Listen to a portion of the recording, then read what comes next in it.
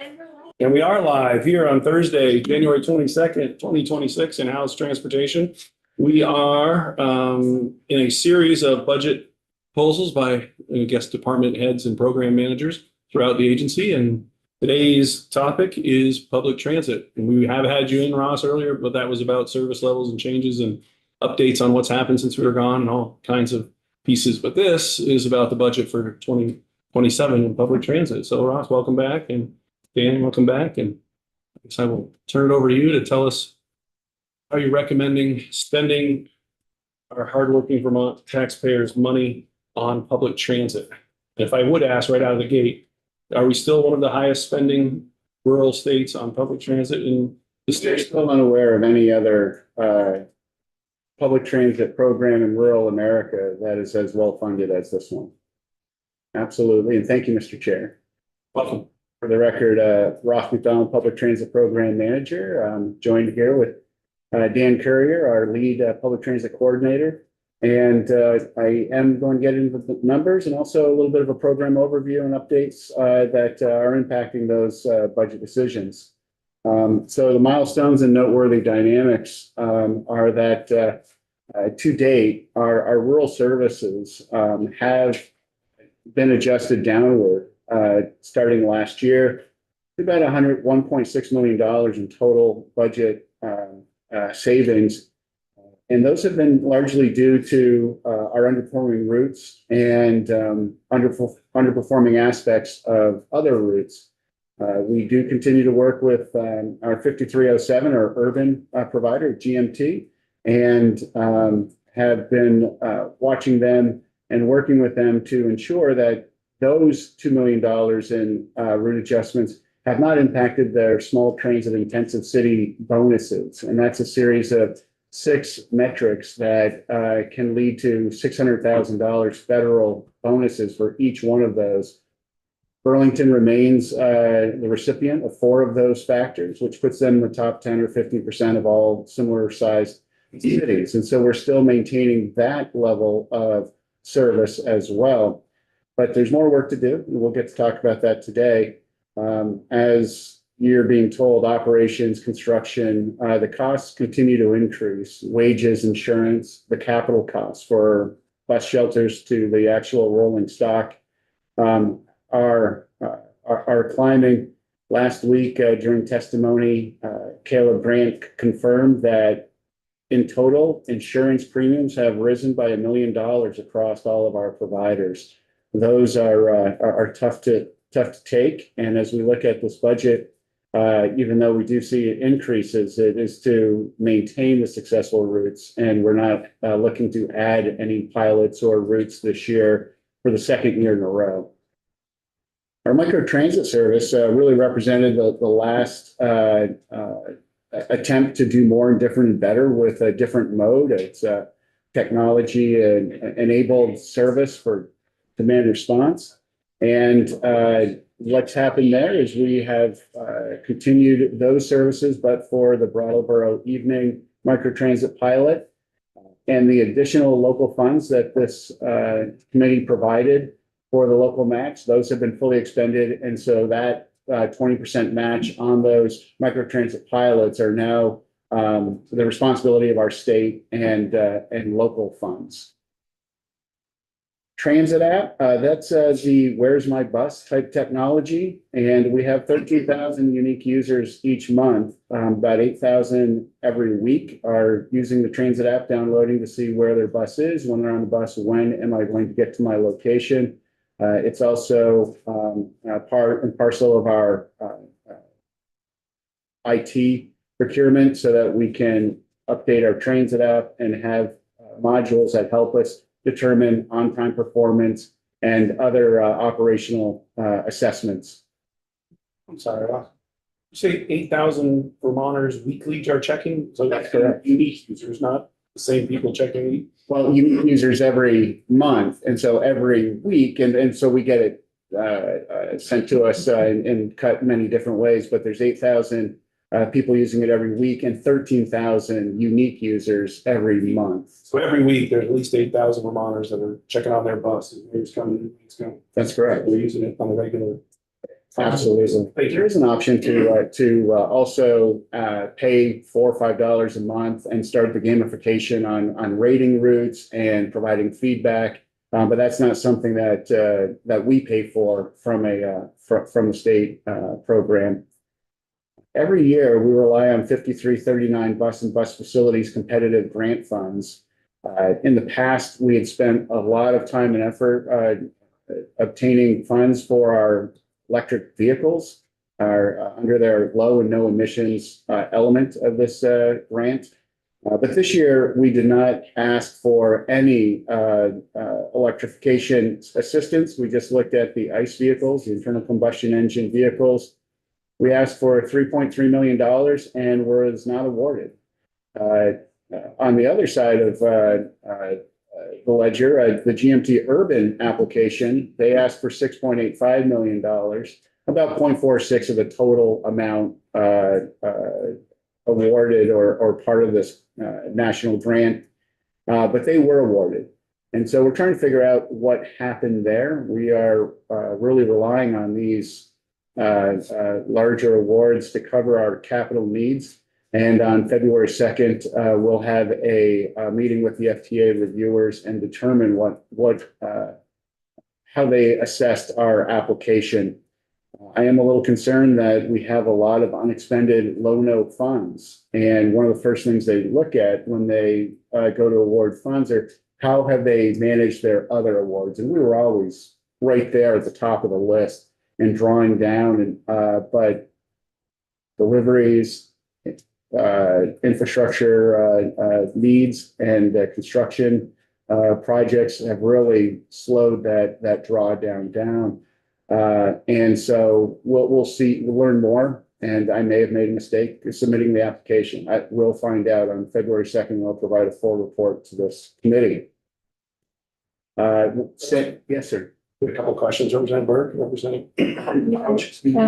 Ross, so what you're saying is that you applied for a grant for regular internal combustion engine buses because you've already got a lot of electric bus money in your offer somewhere. Correct. But you haven't been able to purchase those buses because you need the garage with the infrastructure, et cetera. Is that the issue? And we need delivery dates to be adhered to. And so when we purchase these vehicles, we've been told they'll be ready at such and such date, and then another 6-month delay, another 12-month delay. They haven't been realized. So we haven't had success in incorporating those electric vehicles. And also those performances are not allowing us to replace one ICE vehicle with an electric vehicle because of the hours of operation and the range, certainly around the winter time, has put more pressure on those ICE vehicles.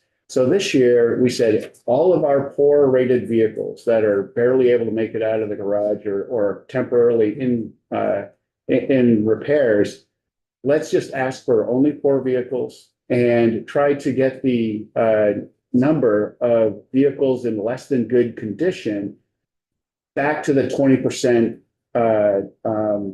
percentage that is part of our transit asset management plan. And the transit asset management plan is something that Dan manages, and we establish targets of what should our fleet and our facilities look like.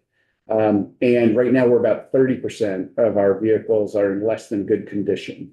So this would have brought us just around that 21%. And with that not being awarded, it just puts that much more pressure on this year's application. And that's why I'm asking the FTA for feedback. And we'll be working with VPTA next week to once again try to align our needs and prioritize our fleet condition. And how are the electric buses performing? What do you have? It's a bit of a mixed bag, Representative. The Gillig type model in Advanced Transit are working very well. The new Flyers work very well when it's warm enough, but they have just been informed to not charge the battery if it's less than 41 degrees out. So GMT is trying to warm the vehicle up inside and then, plugging in and those types of things. And yes, and this weekend comes to mind.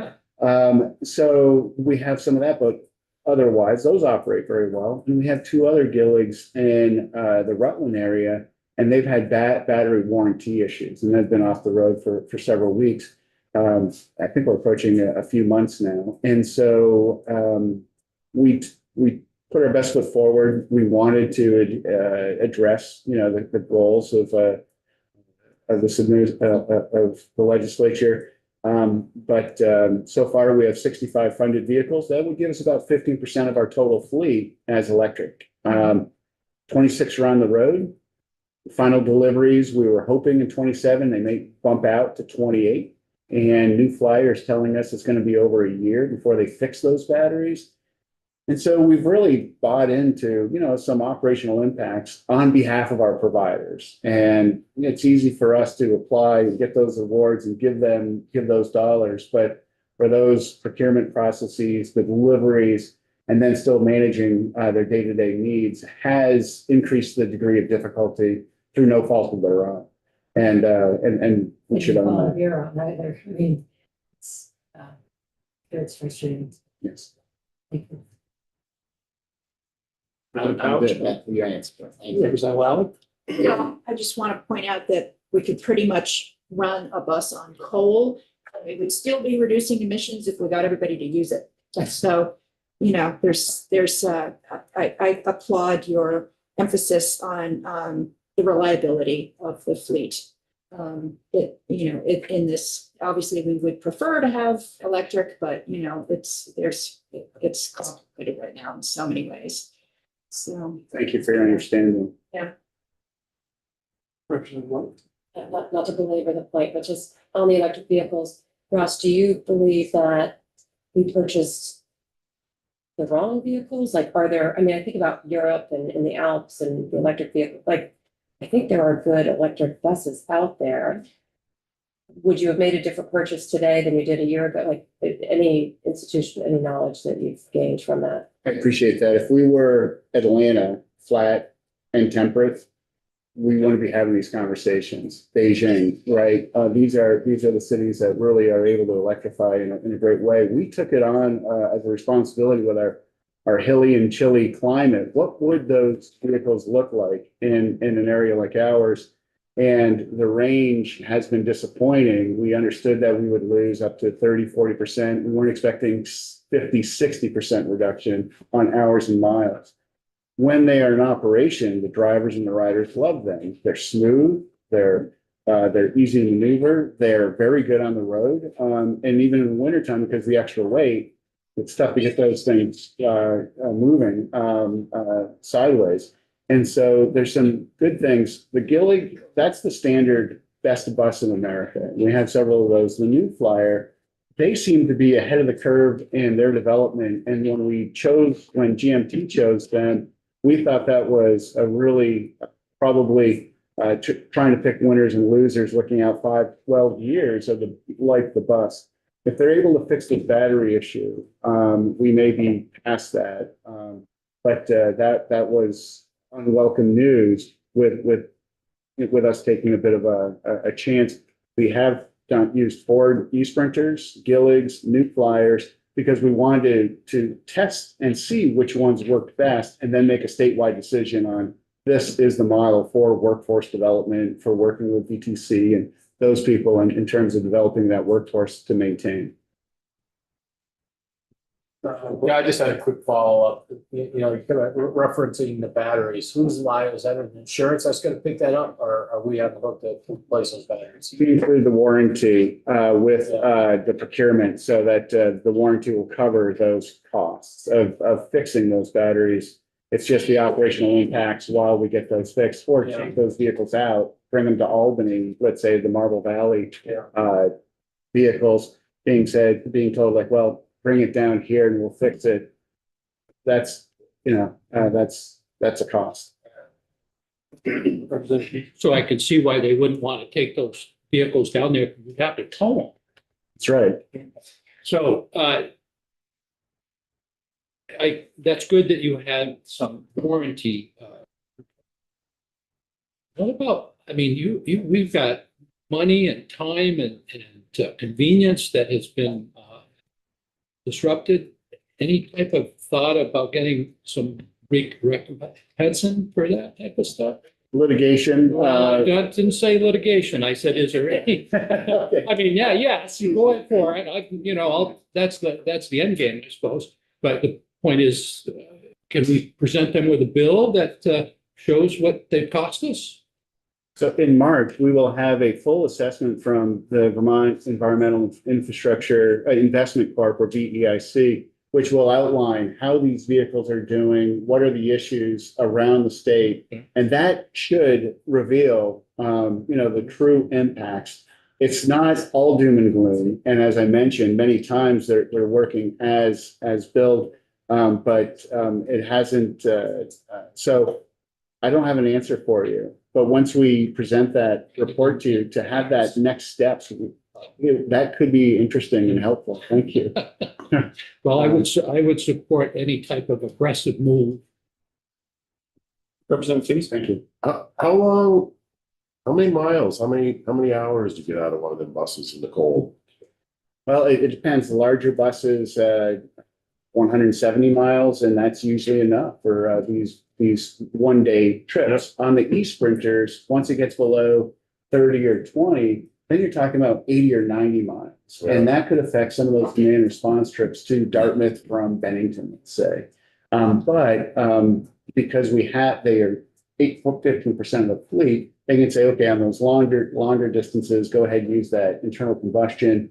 In town, let's use these two electric vehicles throughout the day, swing through, pick up the other one at lunchtime. So we're still using them throughout the winter months, but those are the numbers that I'm familiar with. During the summer, well, how many miles you get? Well over 200 on the larger vehicles, 150, 160 on the e-sprinters. And again, that's covering most of the needs. And that's when they receive them, they go, wow, these are great. Let's hope we can manage the winter time.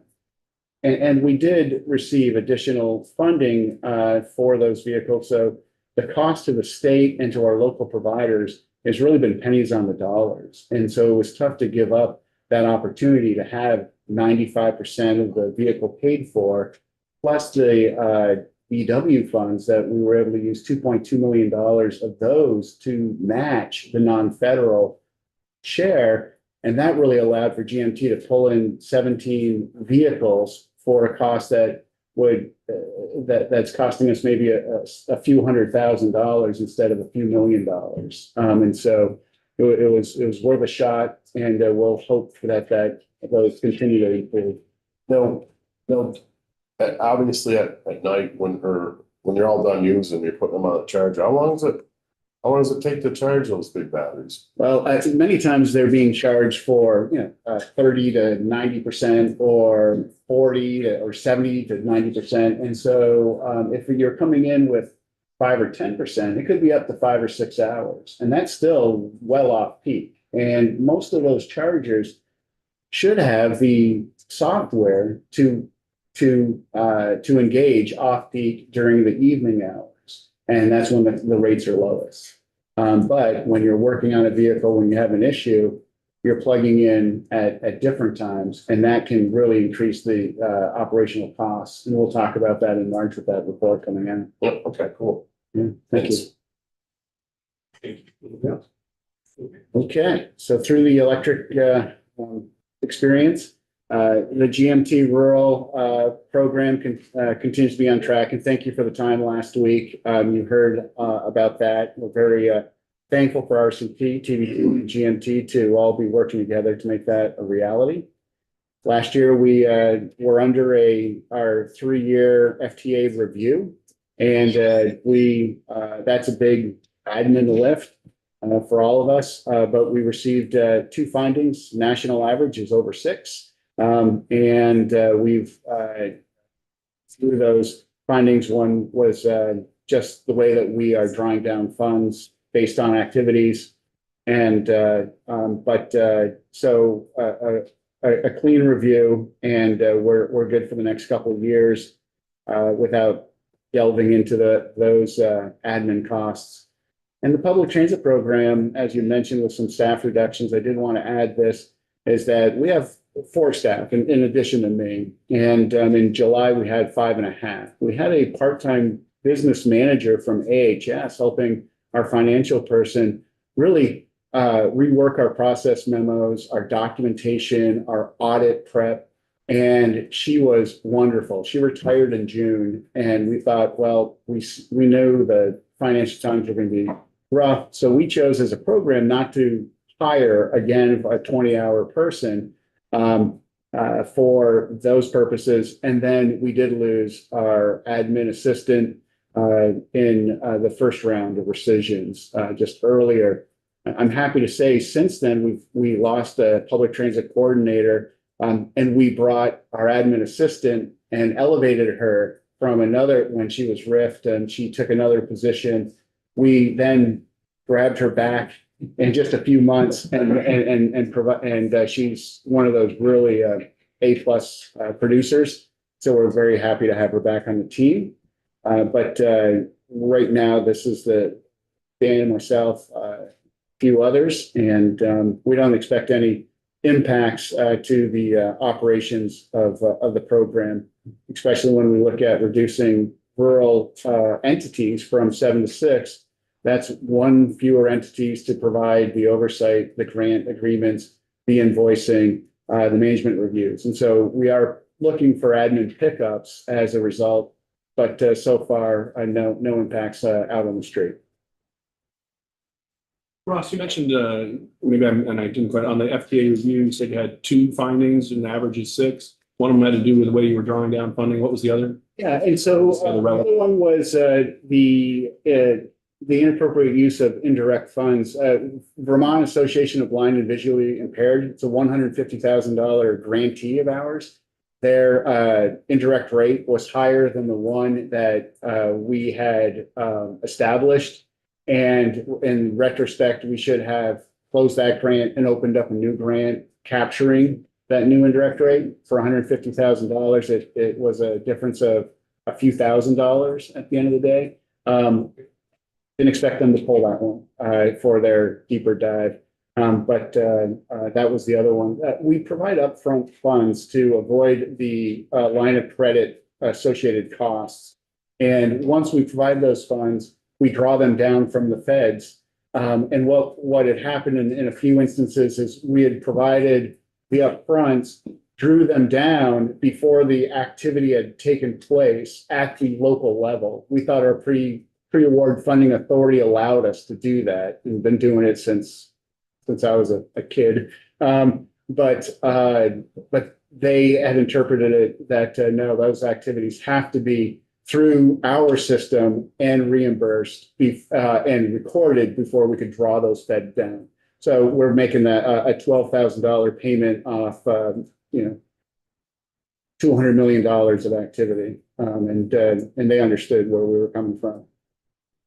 Thank you. Representative Powell? And these are the bullets, milestones. I'm wondering if the Medicaid contract, could be a big button.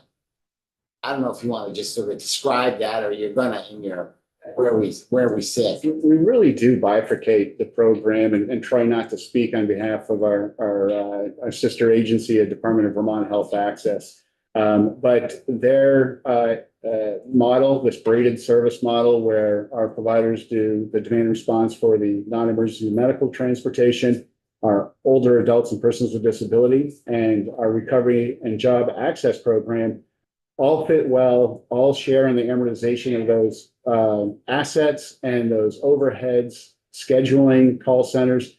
We feel it is one of the better models in the nation, and we're not the only ones. We're asked to present how we work together, and we're hopeful to continue, but we're not the controlling authority, as a famous person once said. Representative Webb? Thank you, Russ. So just a question, you were talking about going from 7 public transit authorities to 6, and each one has their own business office. Is there opportunity for consolidating those into one? And, Secretary Flynn was here yesterday and spoke about, I think, doing something similar on the AOT side. So do you see opportunity there for some efficiencies We have for quite some time. There were 13 providers when I arrived 19 years ago. And where it makes sense organically, we've many times advocated for the consolidation of these services. At some point, it does get to, its limit. 4, 5, or 6 is just about right because we do need those garages and those services and those supervisors to be regional. Also, to have some risk spread out among some of these agencies. Not all of our eggs are in one basket with one executive director who may or may not be here for a long time, those types of things. But to date, we have advocated for and tried to allow for those consolidation efforts. Right now, we've got this one took a couple of years. This one didn't happen organically. It was really just something that we wanted to study through the legislative report process and get everybody on the right page. It was not as easy as coming in during a time of crises and consolidating at those times. But there's no further consolidation plans in place. Let's get through this one and see what those pickups are. So many times ago, if we consolidate, we'll save money, and maybe we don't save money, but maybe the cost curve isn't as great as it otherwise would be. It's tough to really pencil that out, but we haven't seen incredible cost savings through previous consolidations. Yeah, and I just want to clarify that I don't mean further consolidation of the different entities. I mean just the business office. Mhm. So, because I think it sounds like you're doing some really good work and some of the consolidation of different entities, but sometimes you can still have different companies running, but just one entity that's doing the payroll, the benefits, et cetera, et cetera. So, yeah. We thought about those back office functions. Can we all share with one insurance program? Should we all do one HR software, the accounting software, those types of things? We do have statewide procurements for our vehicles. We have statewide IT programs. And so where it's possible, we will ask a provider to act on behalf of the state just for those types of efficiencies you're talking about. Okay. So we have the route performance report every year, and this is just taking some of those slides and sharing some of the larger broad brush metrics with you. As you saw yesterday, statewide ridership has declined a bit in 2025. We'll look a little deeper in the next slide. But it seems like this post-COVID lack of commuter ridership, it's a little more context in our route performance report. Around 4.5 is the new normal. State operating costs, you can imagine we're trying to bend that cost curve down so we're not seeing $6, $8, $9 million increases. We're at $2.5 million to sustain services. We're hoping the cost per trip would stay around $14.55, but that was not the case. But yes. Well, and this puts a little bit finer point on things. Representing I do. Thomas. Sorry, I didn't realize you were jumping to the next slide. I was just curious if you've seen any changes in ridership since the return to office order from the governor went into effect. Anecdotally, a lot more ridership on the Montpelier Link and GMT. I just don't know if other providers have been seeing that or if that's coming out in the numbers at all so far. Other providers haven't really seen it. This is really the major corridor of state workers and those types of origin destinations. We were at Waterbury State Office Complex last week being told that the run in the afternoon, we only have one run from Montpelier up to Burlington that is coming into Waterbury, and there are standees all the way from Waterbury up to Richmond. Many times we're using a smaller bus, but in the coming weeks, there will be another larger bus coming online. We're also wondering if we can take we have 3 in the morning, 3 in the afternoon, and the midday run. If we were to take another of those evening trips and incorporate Waterbury, that could lessen the amount of standees. We're also asking GMT to let us know what a new run would look like in terms of cost. there would be a need for an $800,000 new bus. Depends on rates and overheads. We'll let GMT inform us of the final estimate. But any of those additional costs are not part of this budget. When we put this budget together before the return to office discussion and rules. The other item with return to work was what would it do to the parking here for people accessing the State House? We used to have a capital shuttle moving from Department of Labor, National Life, and up and down. Really expensive for $183,000 was the last year. It's really nice to see enough parking next to across the street from Mutual Union Insurance and near the Chargers. So that's good news. And we'll continue to work with GMT and try to address those impacts with Waterbury. We understand there's more state workers coming online who will be going to that location. So we might see increased ridership as a result, or we already are. We already are, and what's that going to look like as things get through the pipeline here?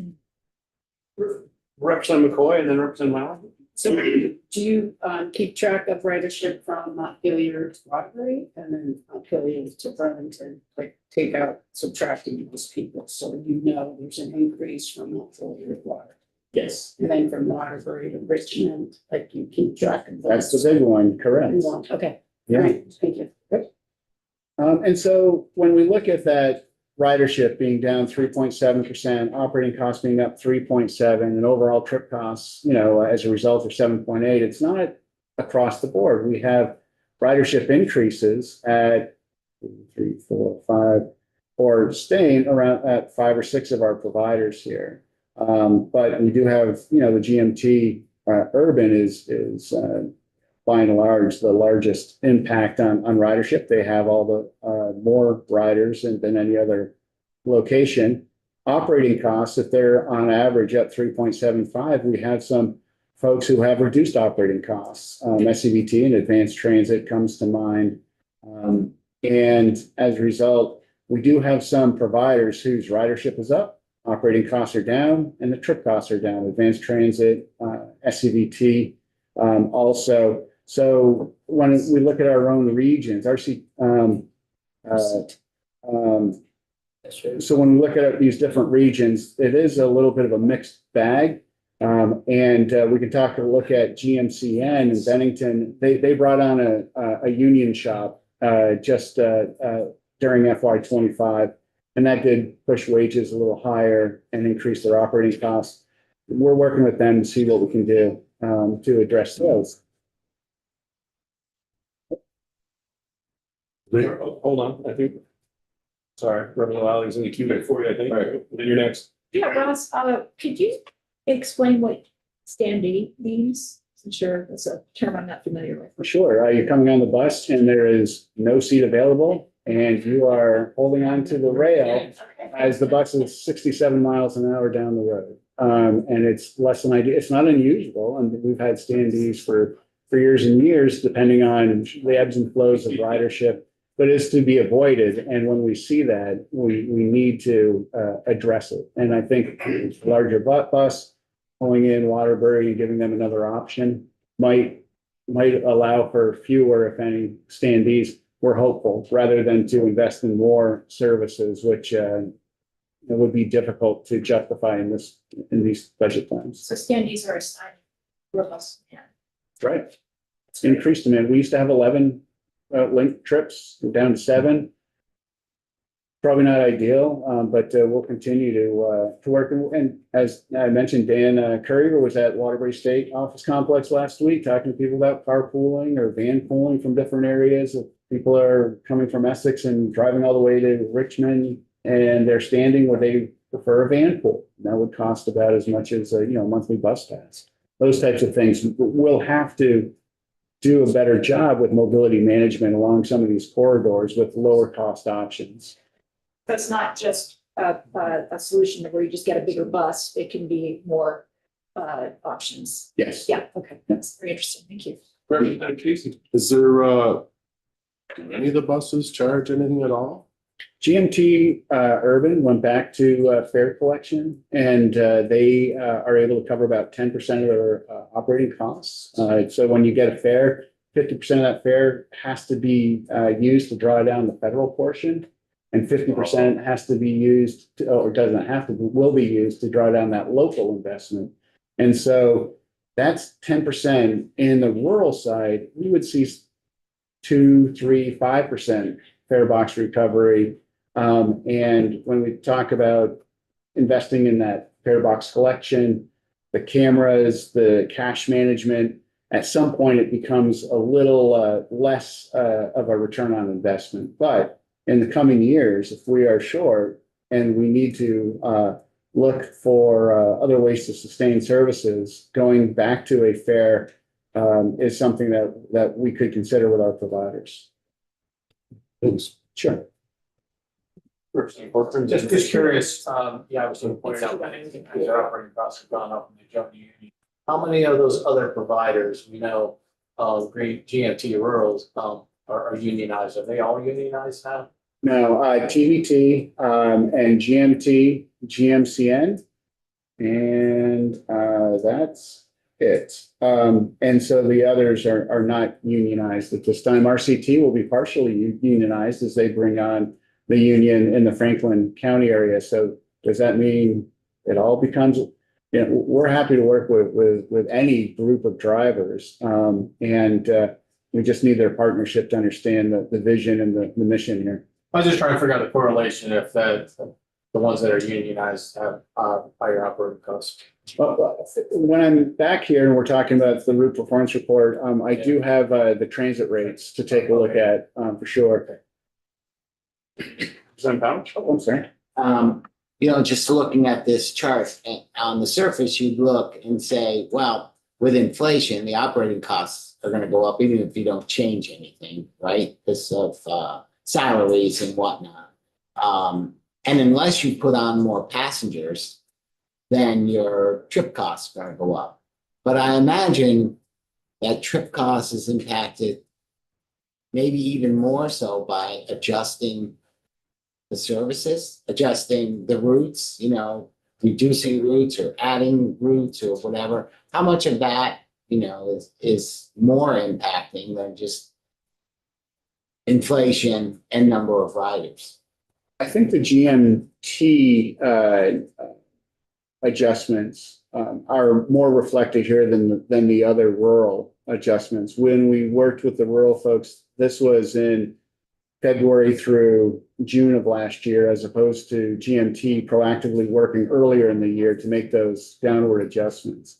And so I don't have an answer for you in terms of that bifurcation, but no question, as we continue to look at underperforming routes and reduce hours, it's unlikely that all of those riders will migrate to other services to make for a more efficient system. Although with GMT Urban making those decisions, they have a strength in some of those stick factors I talked about in terms of efficiency and load factor, average number of people on a bus. And so there's that balance of what's efficient and what can we afford. Representative Wells? What's the difference between the union pay scale and the non-union pay scale? Do you know? It's a mixed bag. It's throughout the state. Wages for drivers has increased, whether it's a union shop or a non-union shop. Generally speaking, it's really in the benefits and the work conditions that are the change and not the hourly rate difference. And so that's where you start and talk about people's interest in unionization. Well, if they're already making the same hourly wage or close to it, that's a very big consideration. And then it's what are your healthcare contributions and what are those work conditions? Are you forced to do overtime? And if you are, what are those types of conditions and compensation? So all told, it's a little bit more expensive to operate a union shop. But if we looked at average transit rates, GMCN is the second lowest in the state, well under $100 because of overall trip distance, the type of vehicles they use, there are other overheads that go into these calculations remain low. So I'm happy to provide a list when I provide those transit rates of driver wages and benefits, if that would be helpful. Thanks. Sure. Okay. So this year's public route performance report does outline underperforming services, and I'm happy to report that most of these have been addressed already. We look at some of these routes, and they've already been adjusted downward or canceled. But we will continue to use this for our primary way of finding savings in the system so that we can sustain the other more successful routes.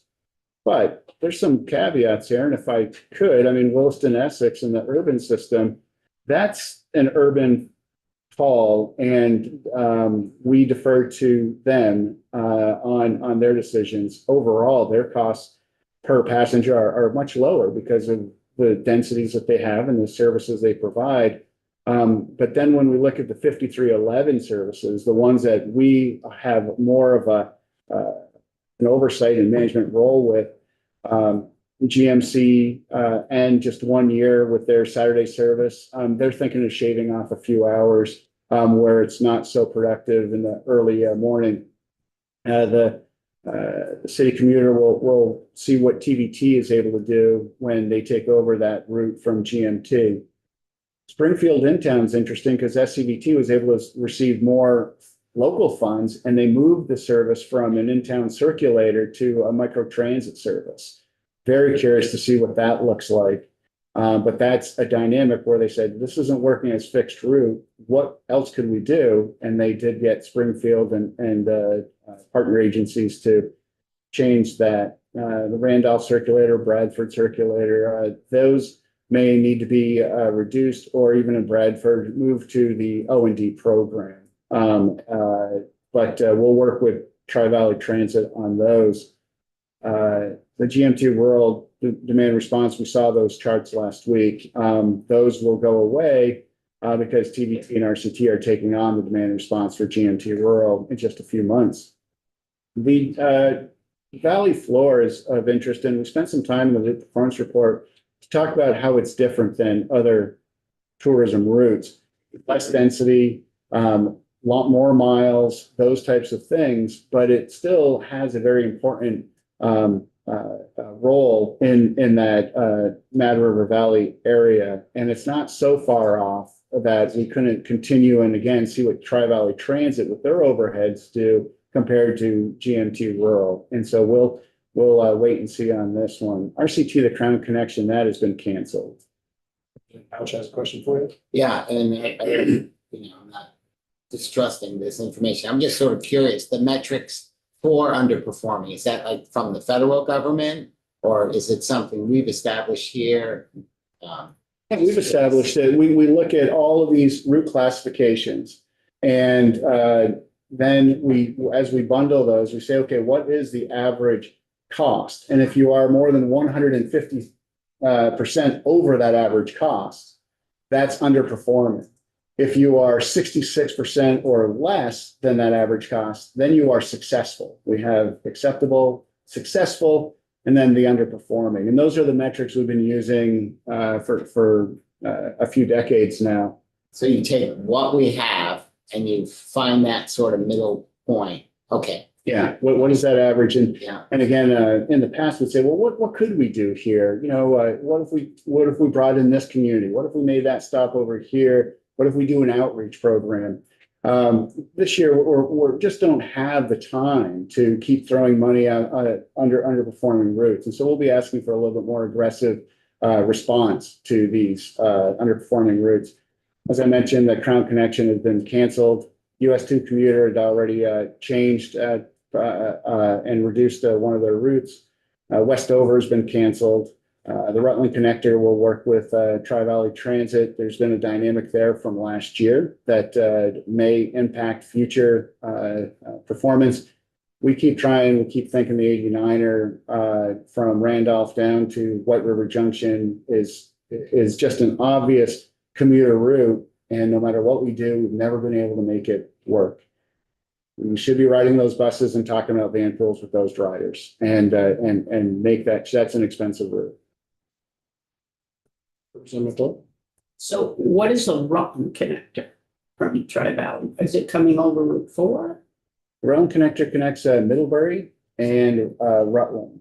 And last year we had TBT moving from Middlebury to Rutland and a bus from Rutland going to Middlebury. And we halved that so that now we have to take that into consideration with the new metrics, with the new hours of service and costs, and see if those are still underperforming as we make these adjustments. So then my next question is for the 89er from Randolph to White River Junction. Randolph seems like I don't know, I mean, why Randolph? Yes. Sure. Well, you know, I mean, that's, is there something there that I'm not aware of or? well, the 89er used to start in Montpelier That's what. and then moved down, but then we weren't getting the ridership. We said, okay, so then let's reduce the miles and the hours. Let's go from from Randolph down and let's pull into Sharon. And are we serving, you know, those communities? And we keep making these adjustments and doing the outreach and the corridor outreach through Front Porch Forum and those types of things. It hasn't worked. And For 10 again, for years. 10 years, we're just not able to try another iteration other than another mode, I'm afraid. Well, I don't know how many people, White River Junction is a pretty big area, so I mean, I don't know how many people daily would just stop in Randolph. That's the The point I'm Randolph, trying to make. sure, Randolph and then the Royalton and Sharon, and as they move their way down, and it goes past White River Junction to Lebanon for the institutions, Dartmouth and Dartmouth College, of course. Yeah.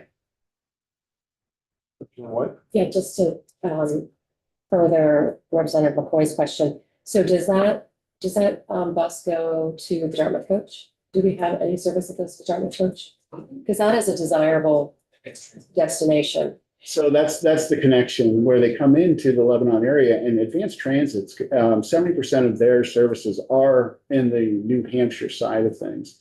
And so if they're going to the Lebanon town center, that's where they can get on a bus to get to Dartmouth Coach. And we use that all the time as a family and those things.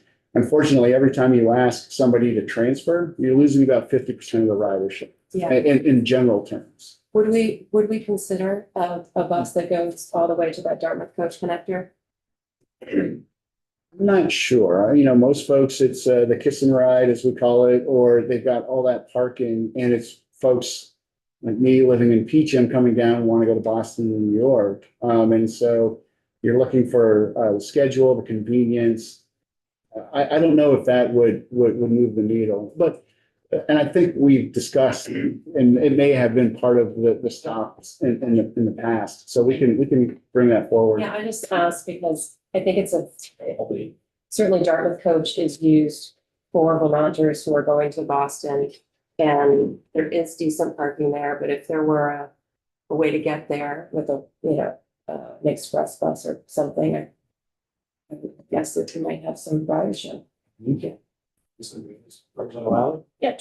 do we have a connector from PVM to the Dartmouth Coach? Like we used to, before the pandemic, I think. Believe so. No, there was Megabus for many years that was running in between, but no, not to my knowledge. Okay, and so that's where the money is to sustain our existing services, and we'll be aggressively looking at making those changes. These should put the slide first. But these are the for on your slides that you have available. Just some people ask about, you know, what are those categories? And so there's the categories for your review. Thanks. Could you just clarify or give an example of an intercity route? Like how is that different than the commuter routes? Inner city are longer routes along major corridors that connect to the inner city hubs to get us around the country. And so we invest in Greyhound services from Springfield, Mass to Montreal, coming up all the way through Vermont. And we have invested in Premier Coach or VT Trans lines to provide services from Colchester to Albany and Albany Airport, Albany Inner City Bus Terminal, and the train station. And that's been successful. Those buses are $1 million. They have bathrooms, they have the Wi-Fi, they have the videos and those types of things, more of a train type of experience than a bus experience. I see. Okay, so they're not like under one of our transit agencies? No. Okay. No. Thanks. Okay. So when we look at those cost categories, the cost by category is just something I want to bring forward because when we talk a lot about GMT urban, we're also talking about one of the more effective and efficient services. It's very different than rural service. That's why they have their own dedicated funding that we support. But for us, the rest are 5311 rural services. And that demand response that I shared with you last week used to be $24 before COVID. To see that increase and the increased demand, it is putting pressure on the O&D line item. Oh, Representative. So, refresh my memory, is urban only in the Burlington area. Yes. We only have that So one. they have that dedicated federal money is coming in. And then we add about 50% to their budget with our own FHWA flex funds and our own capital and other assistance that we provide in their annual grant with GMT Urban. Okay. Yeah. Thank you. Yeah. And that allows them to get the stick factors because that gives them more monies for more services. We did bring online a microtransit service in 7 areas. And it's an expensive service. It's expensive, but we hope it's worth it. We know the surveys show that it gives people more agency and options, but it hasn't proven to be a truly efficient mode. And but that's still fairly early. The commuter services as well, very concerning to see a $30 one-way trip to get somebody to do their job. That's $60 a day to get somebody to and from their job. That's nice if you can afford it. I don't know if we can prioritize commuters over the rural, the tourism, especially when we have Dan's program, the van pool program, where that really is for commuters going more than 20 miles to a employment center, and for $7.16 per trip, that we may be looking at trying to move more commuter services to that van pool option and giving people a little bit more responsibility and helping us get them there efficiently. So we're almost done and before we get to the numbers. But how are we going to maintain these services? Well, we're going to continue to use the carbon reduction program funds. Those, in addition to our congestion mitigation and air quality funds that we flex from the FHWA program, we can apply those dollars, 80% fed, 20% non-fed for operations. Our formula funds that we receive from FTA, based on population and those cover operations at 50-50% fed state. Unfortunately, we're unable to use the STBG funds, Surface Transportation Block Grant funds from FHWA for operations. And so we can only use those 2 buckets of money for operations from the federal ledger. And that's been a big improvement for us because CMAQ traditionally was only used for 3 years for a new start, and then they would go onto our FTA formula ledger, and we were going to run out of those dollars. But now with the IIJA a few years ago, we can apply CMAQ and by extension carbon reduction program funds at that 80-20. That was a big news in our program. We'll have to maintain reduced capital awards through our annual granting plan and rely on that 5339 bus and bus facilities grant program to cover those gaps. Again, more work to do there, and surprising that we were shut out last year. Very thankful that GMT Urban was able to receive their dollar, because that allows us to focus our other capital dollar on our rural entities.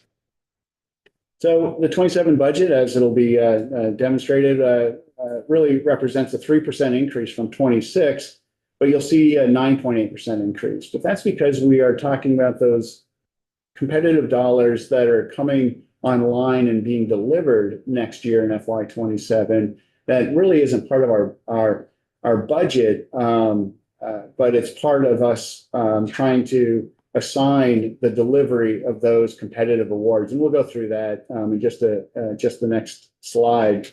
But we did see a 0.6% decrease in state funds. We don't expect that to appreciably impact our abilities to continue and sustain our successful services. And as we had mentioned, this budget does not include any increased commuter services to address the back to office policies. Not to say that we can't work with the agency administration and others to see what that looks like if there's a need for those types of accommodations.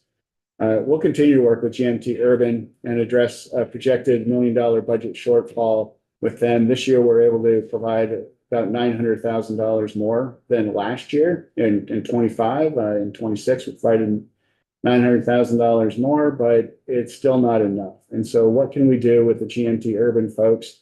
We're wondering, with the rural transfer, does that change their overall urban needs and costs? That's to be seen. And we defer to GMT Urban to work with us through their budget as they look at addressing those shortfalls. We have Dan here and Stephen Fauble, our primary consultant, working with their planners to ensure any adjustment downward would not impact those stick factors. We don't want to reduce services, reduce costs, and then they lose $600,000 in a stick factor or 1.2. And then that's further going to exacerbate their issues. So more on that in the coming months for every time we get to speak to you. And that GMT rural transfer, we're ahead of schedule with RCT. TVT comes online, and we're very much looking forward to seeing how that affects the service costs and quality in those areas. And then that pursuing the lowest service cost options, increasing cross-agency coordination, particularly with the O&D program that you heard about last week. This year we received $600,000 one time to invest in more rural, more volunteer drivers. This year we're going to make more dollars available for mobility management, talking about those frequent long trips. Can we bundle these trips? Can we work with the providers, as we talked about, with the healthcare providers, to try to find some efficiencies through those efforts? And that's what we're at. Representative Clark? So the $1 million budget shortfall for GMT Urban, I note that GMT is transferring, selling off to Franklin County and RCT and then TVT. That's transfer, both of them are going to be July 1 of 26. RCT has already taken on the demand response program from Franklin County. That should bend the cost curve down a little bit. So they're still projecting the 1 million shortfall even with the sell-off of these two. Yeah, and so what the expectation is at the FTA is that 5311 rural funds and 5307 funds should not mix, and that they should be bifurcated, and that 5311 funds shouldn't be supporting urban systems, and that urban dollars shouldn't be otherwise supporting rural. And so they've had those two sets of books. And when we take out the rural side, it doesn't appreciably affect, other than the fact that they were paying some of their admin, with that split between urban and rural. So they'll have to right size and figure out, what they can do just as an urban entity. Okay, and refresh my memory, are they collecting fares? They are. And the goal, I believe, at the last I'd heard, and Clayton will be in here to confirm, I think they were hoping to get 10% of their operating costs from fares. Thank you. Sure. So, Representative Lowry's got a question for you? To go back to the slide showing the 24-25% changes, that doesn't reflect the impacts of the changes that we're just discussing that on GMT urban. So that, for example, ridership down, operating costs up, trip costs, way up. So is there a way to just sort of speculate about what we might see with improvements with that, with these changes? Just in broad strokes, because of course we don't have a crystal ball. I would ask for some time, Representative, to work with GMT and their budget folks to ensure that I'm not misstating and that I have the information that we can all agree on. But if we're looking at a 10% ridership decrease and operating costs going up by 5%, and they're still $1 million short, we could probably see another percentage of ridership decline. That should result in a little bit of an operational savings as well. But overall, and based on all their other costs, I'm not in a position to say at this time. Because that number, kind of reflects some of the lost leaders that we're sort of cleaning up. So, yeah. And these are 2025 numbers, Representative. So, when they made those changes as of January, that's like only 6 months, right, of that snapshot. And so we'll have the full benefit of this 26 performance in the books this time next year. We'll see what they're planning. Dan and Steve will make sure that any of those proposed cuts won't impact their stick factors. And if it's going to, then we're back having a different conversation. So now, program adjustments, we already made $3.6 million in cuts from this time last year to 2 million GMT urban, 1.6 rural. Those have already been made. So I want to make sure our budget committee saw those at the agency level. We'll see cost savings through those route performance metrics. We could look at, and if things get too tight, once we get those applications in April, we could reduce some program management, employer outreach, those types of things associated with the Go Vermont program. That's, just $100,000 or so. And then the big question is we have carbon reduction program funds that have been allotted to us through the legislature to spend on transportation management, demand management, our MTI program. And if we are at a point where we can't sustain services, are there any abilities for us to otherwise apply those carbon reduction program funds that we set aside for e-sprinters or for the mobility and transportation innovation program to continue the operations of our core service, which is transit? We don't know what that's going to look like, but it's hard to see those dollars out there and funds we've received that haven't been spent or obligated if we're going to be, forced to make other route adjustments. And so it's just a priority decision. And I just want to put that on your radar. We'll be able to come back to you and once we get those applications and see, are we able to make it without prioritizing those carbon reduction program funds for the MTI and e-sprinters, but those funds are out there that could be used for operations if we get painted into a corner. Would that require an legislative change or is that administratively allowed? I'm not sure, Mr. Chair. I think there could be some certainly legislative advice and consent. And if we need to move through legislation, we've got Michelle and Patrick here who can help us move through any of those needs. Representative McCoy and then Representative Thomas. Sense of what is remaining in the carbon reduction program funds? I think we have about $900,000 set aside for the Mobility and Transportation Innovation Program. And maybe a little less than that for our e-sprinters, depending on when they come in and what those actual costs come in. Okay, thank you. Okay, so let's get to the numbers here. Sorry, Ross, one more clarification. That possible change in application of those funds, are you talking about that for FY 27 or 28? 27. Okay. And that's prescient because maybe 28, it depends on what we get for applications for MTI, what those costs are, and we have to play the long game. I know that we present 1-year budgets to you, but we have the 5-year plans, we have our long range plans, and our providers have 3-year capital plans and all of those things. And so we're seeing more headwinds coming in 28, particularly at GMT Urban, that we'll have to address at that time. Somewhat. Russ, could you remind us, the Mobility and Transportation Innovation Program, is that the program where we are purchasing electric vehicles or what it means?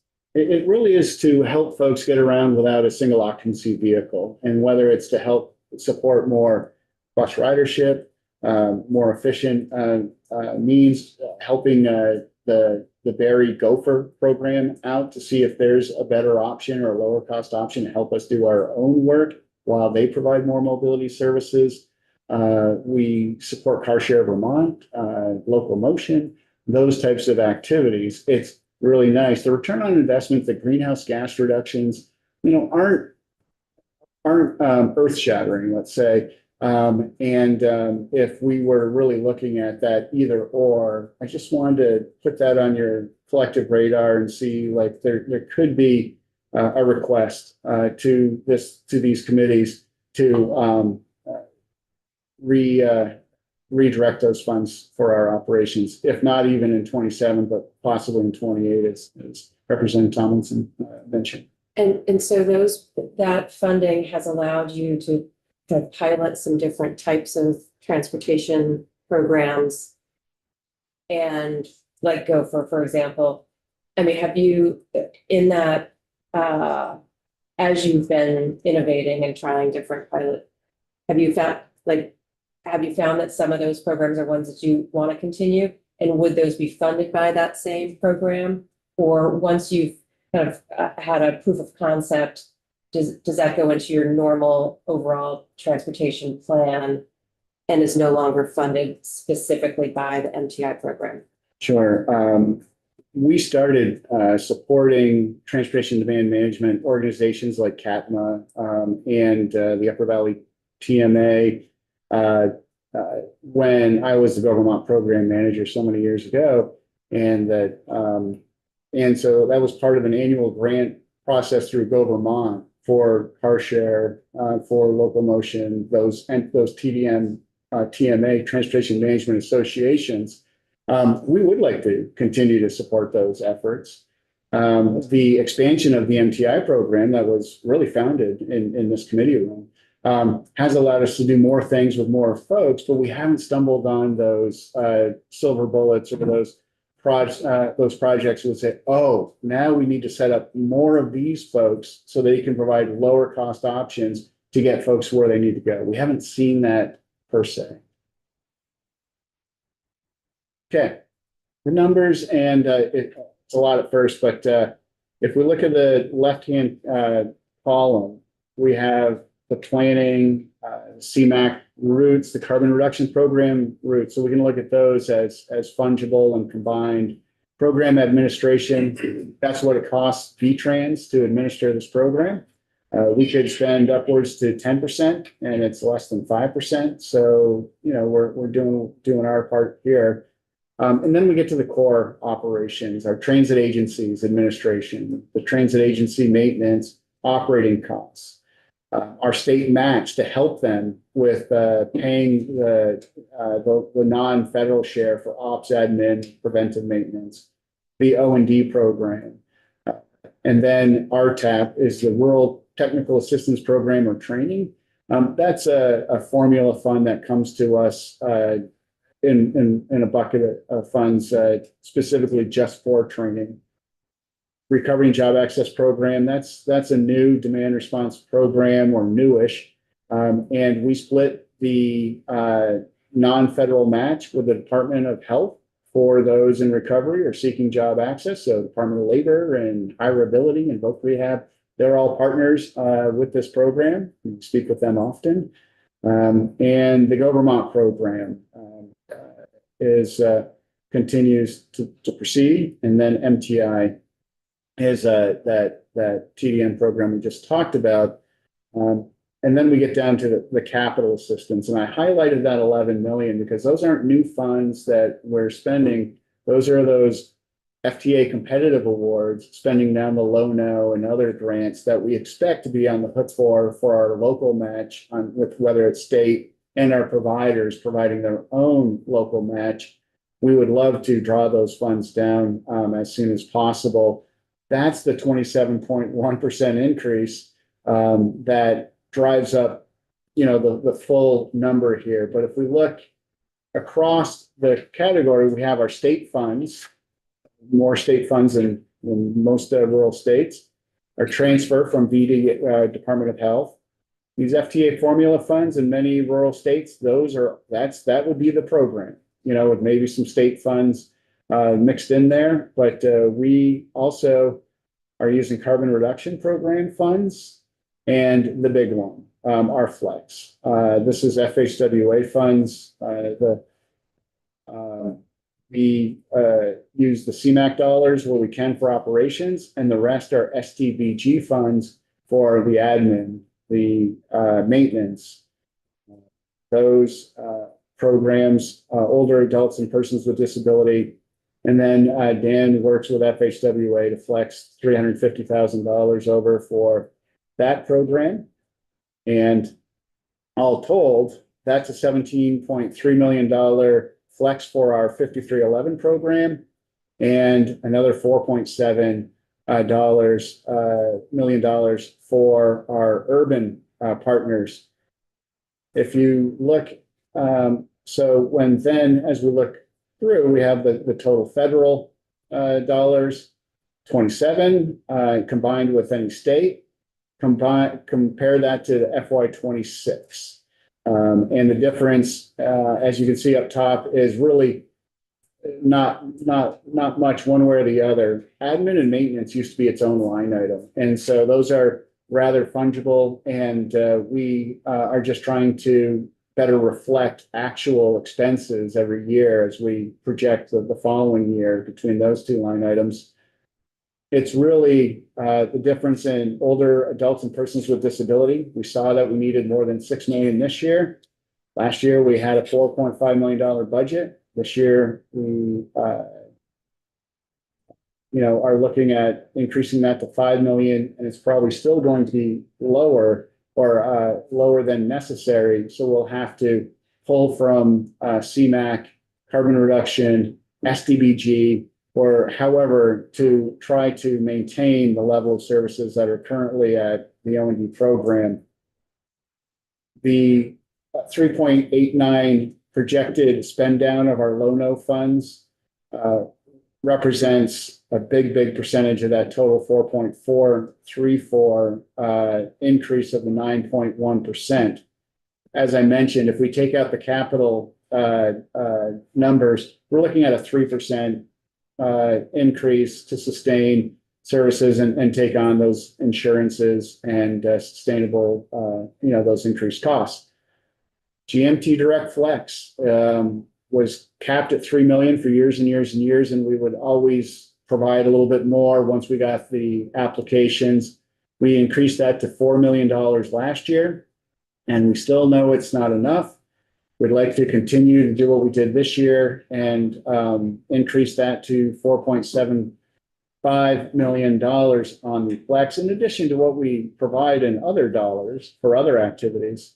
But we do want to highlight that to show that we are busting our sneakers trying to keep up with the pace at GMT Urban, and that we're not letting them kind of suffer on their own and figure it out. We're trying to figure out what we can do with our budget dollars to further sustain those successful services. So all told, we're looking at, you know, an 18% increase for GMT, but it's really going to be level funded going into 27 and adjusted as best we can. And that's the public transit story. This administration, this legislature has continued to support this program and prioritize this human service program for so many years and decades, and that hasn't changed. We don't expect too many cuts based on budget constraints because of what we're presenting to you today. Representative Powell? Back to my question on the Medicaid, where is that shown in here? Is it absorbed in one of these lines? It is, and it's separate and distinct. And if you looked at the cost allocation plans that our providers, they would have another column of those costs, you know, the percentage of their vehicles that need to be covered by the Medicaid dollars, their admin, their call center, those items.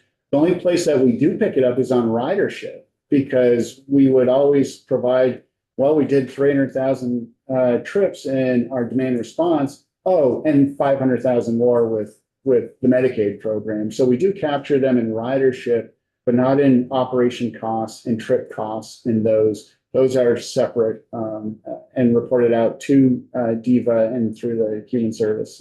Okay, but combining both public transit and that service does reduce the overall overhead of those programs. It does. And this is why we don't have a Medicaid bus following an O&D bus. Right. With our respective, and this happens all over the place. And I've been in conferences with people saying, well, you know, human services won't return our phone calls, or human services saying, well, transit says they don't do demand response. We've leapfrogged that so many years ago. And now there's this national coordination on mobility management trying to work with federal rules to allow for that type of graded service. So that's why we're so involved in those discussions, bringing our model forward. But that's $17 to $19 million more that absolutely, if without those helping us, we'd have a lot more vehicles we wouldn't need. And we would have average costs going up because of the inabilities to amortize those costs around those different programs. Absolutely, Representative. As you know, it's a big concern of mine. Yeah. Ours as well. But we still have been working with DEVA on our legislative studies, section 25, 7, and 8. And we see them in meetings all the time and try to be as good faith partners as possible to try to maintain the system that we have in place. Thank you. Representative That's good. Yeah. Thompson? Thank you. So I just wanted to make sure I understood correctly. Were you saying earlier that state or T-fund dollars have actually decreased towards public transit this year over last? So the 9.947 last year was 10.06 something. And so just 0.6% reduction. And part of that doesn't really affect us because I was baking in some state dollars that we would need for that competitive award that we didn't get. I said, oh, if we have $303 million in ICE, that's going to cost us about $300,000 on our 80-10-10 split, 80 Fed, 10 state, 10 local. Without that, we may not need so many state funds on the capital side. It does allow us to provide that match for the ops admin PM as we see those costs going up 30-40%. Those local shares, we asked for 20% from our locals in addition to this to contribute to their budgets. That 20% is no longer $1 million, but 1.6. And they're having a hard time keeping the towns and their partners generating those increases. And so where the state funds aren't an issue at this time, but that is subject to change depending on the increased pressures that we see. So that's so it's great to understand that we're using fewer T-fund dollars, but able to leverage, it sounds like, a significant amount of federal funding because of our top performing transit agency that is performing well in stick factors and getting a competitive grant for capital costs. And while we're using fewer state dollars, we're leveraging significant federal funding to maintain our service. We leave no federal funds on the table, and we are able to match all of the flex funds as appropriate between that state and federal grant agreements that we have in place. When we provide the grant agreement, we say, hey, based on this, you're going to have to contribute $2 million. Here's our shot. Here's our awards. Please respond and let us know and confirm that you have those dollars so that we don't leave those federal dollars on the table. Okay, that's great. Well, I'm just really encouraged that we can, without increasing our T-fund spending towards public transit, we're maintaining our service level, which seems really critical since we're seeing more folks using public transit for return to office. And also, as we're having these conversations about changes to our healthcare and education system, we might see an increased need for transportation services. We remain concerned about the impacts on all of those elements that you just discussed, but for 27, we should be okay. And that tepid assessment is probably about the best you're going to hear, from any of these programs, I'm afraid. Representative Burke? Yeah, get back to the MTI program. I just want to be clear. So you said that you felt that the payoff from the projects did not really match what you had hoped, and does other programs actually do pay off better? I'm just just looking here on the website for and there's just so many different things. Like, I wonder if we just adjusted what are eligible projects instead of getting rid of the whole program. Yeah, we certainly aren't proposing to get rid of the whole program. And Go Vermont at 350 with the MTI program at 315 is not getting rid of it. It's just not investing $1 million in MTI projects. Dan set up a carbon reduction calculator for everybody who's awarded funds to assess what are you doing to reduce greenhouse gases, to improve transit ridership, to provide more mobility services, those types of things. Those are nice projects, and these partners, are operating on shoestring budgets, and it's one of the more rewarding parts of our program, but it isn't the priority of the program. And right now, if we had a $315,000 awards with MTI and reduce Go Vermont, then we should be able to maintain those project supports for those most meaningful programs that you're looking at right now. Just trying to understand what would be a better use of the funds. It could be sustain our operation. Just paying a bus, right? Well, right? Absolutely, is becoming no small item, So in other words, when things are getting very tight, we had that great money in the MTI program a couple of years ago from the IIJ, I think it was, yeah. Well, I hope that we can keep that going because it's also inspiring. It inspires. It's about community building, sort of relationships in the community, and people thinking innovatively about transit. So. And as Representative White mentioned, we're very keen to look for a different, better way to provide our services, and testing the waters with these types of investments absolutely is a big part of why we're spending a lot of admin time on so many of these projects for just a certain amount of dollars. We still need the oversight, the audits, the grant agreements, the calculations, the payments. But we haven't revealed the big item other than, let's say, Car Share Vermont. Like, that's been around for years and years. We've been supporting them for years and years, and they take a lot of cars off the streets. We certainly wouldn't want to end those types of partnerships. But we don't want your thoughtful evaluation. Thank you. Representative White? Russ, I had a question on ridership. So I'm looking at slide 3, which looks like a very good story. When we look at 2021, 2.4 million riders, and then 2025, 4.4. Even though we decreased a little bit from last year, it's still like, I mean, Vermont did not increase its population to that degree. So, but like, what was ridership 10 years ago?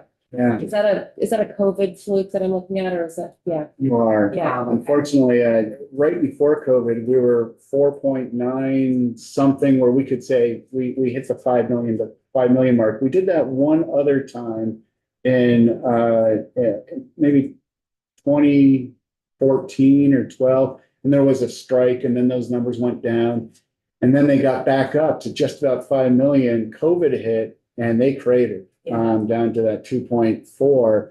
And then we're wondering, like, as we build back up, most of our routes have built back up to 100% or more. It's the commuter routes that are still 30% off, and that's the number. When you look at, and if you'll have us back to talk about MTI or the route performance report, we'll go through the narrative. But this year, we did see a little bit more improvement on the commuter routes, but it was the GMT urban that represents 50% of our entire ridership that made that 9% decrease really reflected here. But that's why I want to share that around the state, we're not looking at huge decreases in ridership or huge increases in operating costs. They're kind of post-COVID, post-inflation numbers, which I was really hoping to get to by this time, because we've been talking about these headwinds for 4 or 5 years. Thank you. Are there any other questions? Any other pieces? Obviously, public transportation is a big issue and concern throughout the entire committee. But we've had you here before, you're here now. I suspect we're going to see you again before the end of the session. So Dan, Ross, thank you very much for coming in this morning. Appreciate all the interaction and the healthy question and answer piece. And I appreciate you being available to continue to go through that. So thank you very much. And we are adjourned.